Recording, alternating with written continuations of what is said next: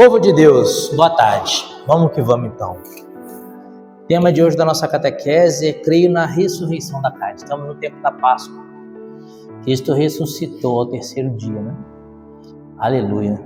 O tempo da Páscoa se estende por 50 dias. Começa no sábado de Aleluia, né? Quando celebramos a ressurreição de Jesus na vigília de Páscoa. E aí tem a oitava de Páscoa, que é a segunda, terça, quarta, quinta e sexta. Os próximos 8 dias se encerrando na festa da misericórdia. O domingo da misericórdia, que antigamente se chamava domingo em Alves, domingo, porque os que foram batizados no domingo de Páscoa, no outro domingo vinham com roupas brancas ainda, para lembrar a pureza batismal, tá? Para mostrar que se não tiveram puros, que ainda mantém a pureza batismal. Esse domingo, Jesus pediu que fosse celebrada a festa da Divina Misericórdia, pediu a Santa Faustina Kowalska, no ano de 1931. E no dia 30 de abril de 2000, o Santo Padre Papa São João Paulo II instituiu a festa da Divina Misericórdia, que celebramos no ano passado, concedendo indulgência plenária para quem tivesse confessado recentemente. Esse recentemente entende entre 20 dias antes e 20 dias depois, né? E comungado na festa da misericórdia. Eu não comunguei na festa da misericórdia e não confessei, e agora? Perdi a indulgência plenária? Não tem a oitava de Páscoa? Também temos a oitava da misericórdia. A festa da misericórdia vai até amanhã. Até amanhã não, hoje é sexta, né? Então até domingo que vem. Essa semana inteira se mantém as indulgências. É a semana da misericórdia. Então, se vocês não receberem indulgência plenária, recebam. Confessar e comungar em honra à misericórdia de Jesus. E depois, então, estamos aí no tempo da Páscoa, que vai até Pentecostes. Depois de Pentecostes, se encerra com a solenidade da Santíssima Trindade, que é um domingo depois de Pentecostes. E aí a gente retorna para o tempo comum. Jesus ressuscitou, mas coloquei ali no quadro o que é a ressurreição. O que a gente entende como ressurreição? A primeira ideia que vem na nossa cabeça é alguém que estava morto e voltou a viver, né? Só que a ressurreição é muito mais do que isso. Jesus ressuscitou Lázaro, ressuscitou o filho da viúva de Naim, ressuscitou a Talita, a menina, né? Talita, na verdade, não era o nome dela, né? Talita é uma palavrinha hebraica que significa menina. Quando Jesus chega e fala Talita cum, ele diz, menina, levanta-te. Só que aí, ao longo do tempo, Talita cum, Talita, levanta-te, e começaram a atribuir o nome para a menina como se fosse Talita. Mas Talita é uma palavra hebraica que significa menina. Jesus fez essas 3 ressurreições pontuais no Evangelho. Lembrando que 3 é o número da Santíssima Trindade, então é o número que remete à perfeição divina. Significa que só Deus é capaz, pelo seu poder, de operar uma ressurreição. Mas o que foi a ressurreição de Lázaro? O que foi a ressurreição da filha de Jairo? Que Jesus disse, né, Talita cum. O que foi a ressurreição do filho da viúva de Naim? Foram sinais. Sinais. O evangelista São João diz que Jesus operava sinais. O que significa esses sinais? Eram milagres? Eram milagres, de fato. De fato, Lázaro estava morto, já fazia 4 dias, já começava a putrefação de Lázaro. E Jesus, de fato, se aproximou de Lázaro e disse, Lázaro, vem para fora. E Lázaro retornou à vida, ressuscitou e voltou a viver. A menina realmente havia morrido. Jesus se aproxima e diz para ela, menina, levanta-te. E de fato, ela ressuscitou. O filho da viúva de Naim, de fato, tinha morrido, era um cadáver, estava indo sepultá-lo. Jesus toca no esquife, toca no cadáver e diz, levanta-te. E o menino, jovem, levanta-te. E o menino ressuscitou. Por que São João chama os milagres de Jesus de sinais, apesar de serem milagres no tempo e na história? Porque, como um sinal remete a alguma coisa. Um exemplo disso é o sinal vermelho. Você está dirigindo o seu carro, você vê lá que o semáforo ficou vermelho, é um sinal. Sinal que você tem que parar o seu carro. O sinal ficou amarelo. O que significa? É um sinal, é um aviso de que logo você vai ter que parar o carro. Logo vai ser proibido passar por ali. O sinal ficou verde. É um sinal de que você deve andar. Não é que você está autorizado a andar. Se você não andar, os caras vão ficar buzinando atrás de você. Você tem que andar. Então é um sinal. Assim também os milagres de Jesus são sinais. E essas 3 ressurreições que Jesus faz, que Jesus opera, é um sinal para a ressurreição dele como primícias. O que significa isso, ressuscitar como primícias? Já viram essa expressão de que Jesus ressuscitou como primícias? Seria dizer que Jesus ressuscitou como primeiro. Também todos nós ressuscitaremos, e é aí que está o grande sinal. Jesus ressuscitou como primícias, mas não de uma ressurreição semelhante à ressurreição de Lázaro, da menina, filha de Jairo, ou do filho da viúva de Naim. Jesus ressuscitou com seu corpo glorioso. O corpo glorioso de Jesus não é mais literalmente igual a esse corpo mortal e corruptível. E assim também vai ser conosco. Ressuscitaremos no último dia, quando Jesus vier para julgar os vivos e os mortos. E depois de ressuscitados, o nosso corpo ressuscitado, que será esse mesmo corpo aqui, mas não será como esse corpo aqui. Será um corpo revestido da glória de Deus. Mas esse corpo é esse corpo. Mas igual ele é? Não. Na plenitude da criação humana. Como Deus sonhou que fôssemos. Deus criou o homem, corpo e espírito, né? Corpo, alma e espírito. Deus criou o homem assim. O homem é constituído de corpo, alma e espírito. Então o corpo, ele é santo porque ele é obra de Deus. É por isso que a gente sepulta os cadáveres. A gente não tem uma veneração especial pelo cadáver, porque é santo. Deus criou aquilo ali com santidade. Por isso que a gente vai ao cemitério e reza, porque é um lugar, um campo santo, onde estão enterrados corpos humanos. O corpo humano tem uma dignidade, porque é criatura de Deus, mas não só por isso, porque o corpo do cachorro também é criatura de Deus. Uma flor que cai ao chão e murcha também é criatura de Deus, mas porque aquele corpo virá a ressurreição. Uma ressurreição gloriosa, onde nosso corpo será transformado na graça, pela graça e pelo poder de Deus. Você lembra da passagem dos discípulos de Emaús? Os discípulos de Emaús, eles caminhavam de volta para Emaús, voltando para Emaús. E caminhando de volta para Emaús, eles conversavam sobre a paixão de Jesus e estavam tristes, porque acabaram tudo. Jesus morreu na cruz, acabou todo o nosso sonho, acabou tudo, perdeu, zerou tudo. Jesus ressuscitado aparece com eles e começa a caminhar com eles. E eles não conhecem Jesus. Gente, se eles eram discípulos de Jesus, se eles caminharam ao lado de Jesus durante 3 anos, como que eles não reconhecem Jesus? O corpo de Jesus era o ressuscitado. Era um corpo resplandecente de glória, de uma maneira que não era mais exatamente igual ele era antes.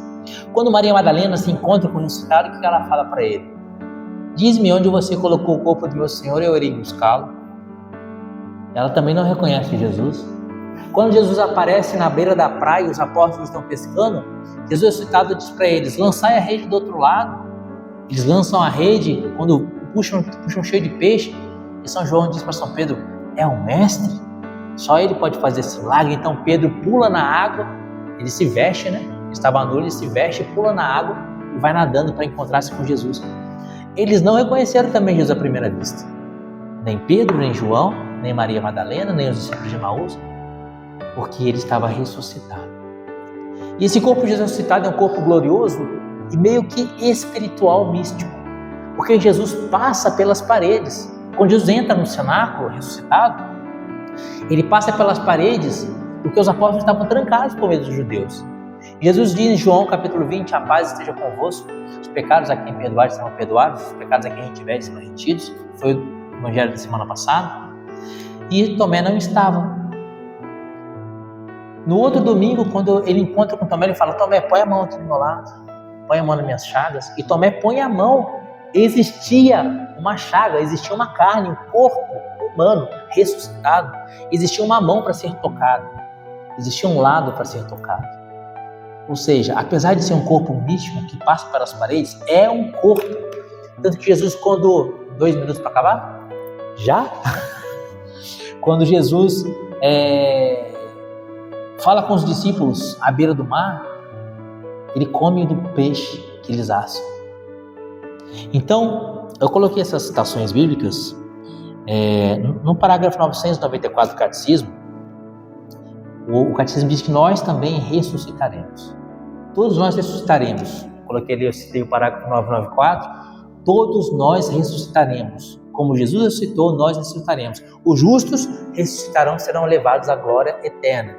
Os ímpios, os pecadores ressuscitarão e serão levados ao inferno. Porque com o meu corpo eu pratiquei obras boas, com esse corpo com o qual eu pratiquei obras boas eu vou receber a glória eterna. Com esse corpo eu pratiquei obras más, com esse corpo eu receberei a pena das obras más, que é a morte eterna. O parágrafo 995 do Catecismo fala que todos nós, cristãos, somos testemunhas da ressurreição. Esse parágrafo 995 ele vai citar o Atos dos Apóstolos, quando os apóstolos começaram a fazer as primeiras pregações. Eles sempre diziam: esse Jesus Cristo, vós o crucificastes e matastes, mas Deus o ressuscitou ao terceiro dia. Eles já sempre pregavam: Jesus morreu na cruz, Jesus ressuscitou. Essa é a pregação apostólica.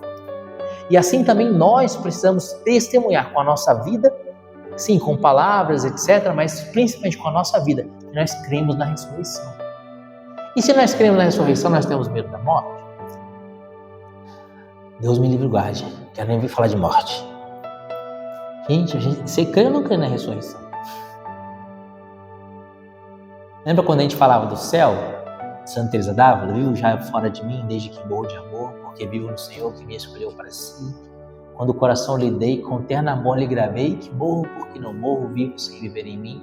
Então alta vida espero. Que alta vida é essa que ela esperava? A ressurreição final. Viver com Jesus no alto da montanha.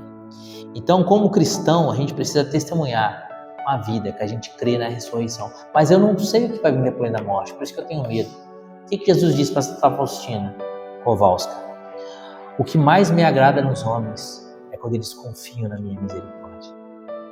Jesus, eu confio em vós. Ele mandou escrever embaixo da imagem de Jesus misericordioso. Jesus, eu confio em vós. Como vai ser depois da morte? Não sei. Nunca morri, né?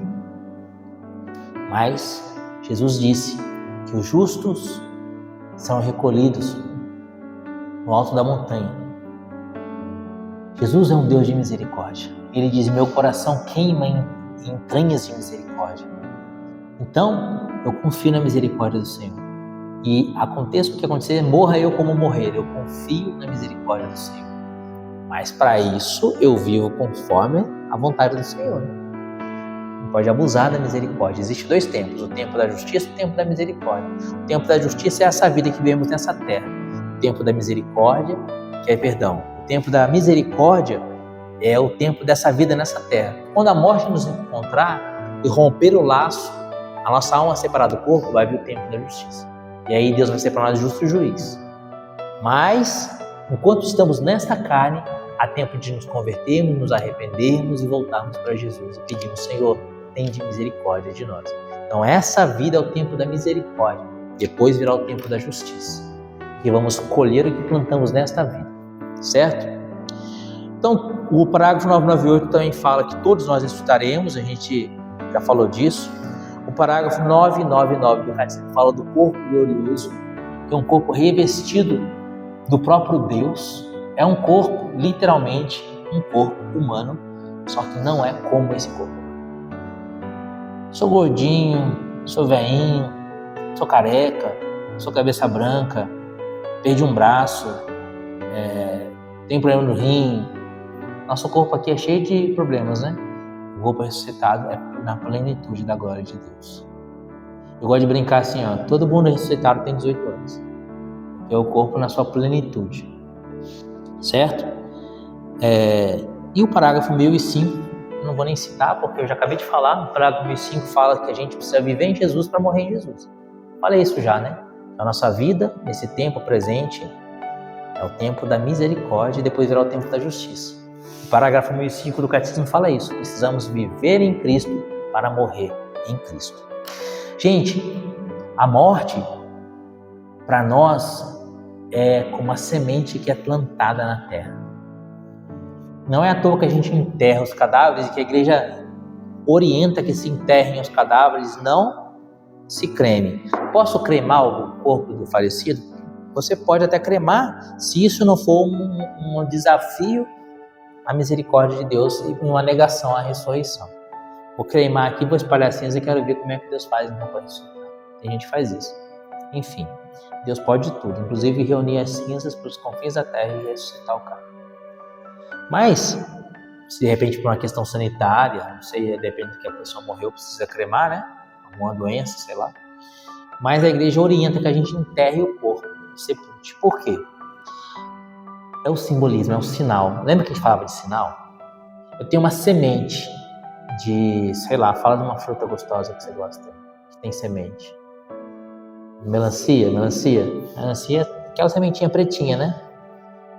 É muito diferente, uma sementinha de melancia de uma melancia, não é? O que tem numa semente de melancia, o que tem numa melancia, tem proporção? Você falou uma boa fruta, hein? Para o que eu estava querendo. A nossa vida nesse corpo é a semente da melancia. A melancia é o nosso corpo ressuscitado. Então, como você precisa plantar na terra aquela semente de melancia, e como que acontece daquela semente virar aquela melanciona? Imagina você que é alguém que não conhece nada de agronomia. Você fala para ele, tá vendo essa fruta grandona aqui, ó? Quanto pesa uma melancia? Uns 8 quilos? Tá, mas pode ser até mais, né? Essa frutona é de 10 quilos, tá vendo? Tô vendo. Ela saiu dessa sementinha aqui, ó, que não pesa nem 1 grama. Ah, você tá mentindo, não é possível. É possível. Assim é o nosso corpo ressuscitado. Como a semente posta na terra e ela morre na terra, e deixa de ser semente, não existe mais a semente, depois ela brota daquela melancia tão linda, grandona, pesada, e que alimenta muitas pessoas, né?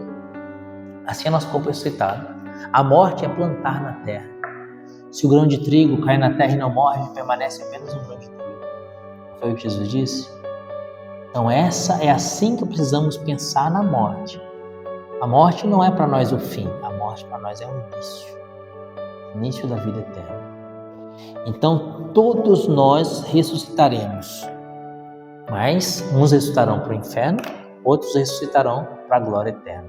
Ressuscitarão para a glória eterna aqueles que viverem a vida de Jesus. Por isso que Nossa Senhora foi a segunda pessoa a ser ressuscitada com o corpo glorioso.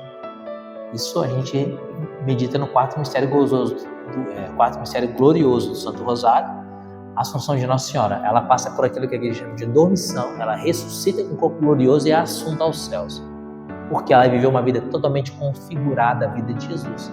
E o Pai quis que ela entrasse no céu da mesma maneira que Jesus entrou no céu. Então, como Jesus ressuscitou e ascendeu aos céus, a Santíssima Virgem também ressuscita e é assunta aos céus. Certo? Essas palavras de 2 Macabeus é o martírio dos irmãos Macabeus, quando eles estão sendo mortos, porque eles se recusam a comer a carne de porco, e eles encaram a morte com o olho na ressurreição.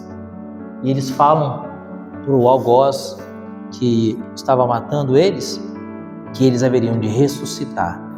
Eu vou pegar para mim para não tomar muito nosso tempo. E João, capítulo 11, versículo 25, Jesus fala para Marta: eu sou a ressurreição da vida. Então, quem crê em Jesus e crê no ressuscitado, não tem medo de nada e nem da morte. Amém? Viva Maria Imaculada!